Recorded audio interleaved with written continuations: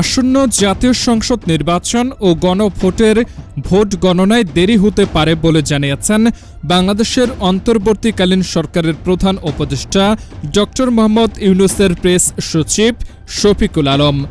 বুধবার ঢাকার foreign service একাডেমিতে আয়োজিত এক সংবাদ সম্মেলনে তিনি কথা বলেন।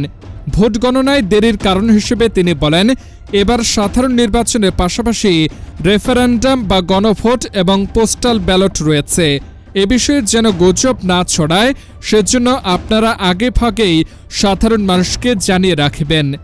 এ সময় সাংবাদিকদের এক প্রশ্নের জবাবে তিনি বলেন, নির্বাচন কেন্দ্রে কোনো ইনসিডেন্ট হলে ওটাকে ঘিরে অপতথ্য ছড়ানো হতে পারে। এগুলোকে কিভাবে নিয়ন্ত্রণে রাখা যায় এটা নিয়ে আজ কথা হয়েছে। প্রেস সচিব বলেন, এই বছর অনেক কিছু নতুন নতুন পদক্ষেপ নেওয়া হয়েছে। আমরা চাচ্ছি যে খুব ভালোভাবে ভোট গণনা হোক, সেক্ষেত্রে কিছু বিলম্ব হতে পারে ভোট গণনায়। তিনি আরও বলেন, আগামী 12ই ফেব্রুয়ারি 300 আসনেই জাতীয় সংসদ নির্বাচন হবে। বুধবার 21শে জানুয়ারি মধ্যরাত থেকেই ব্যালট পেপার ছাপা শুরু হবে।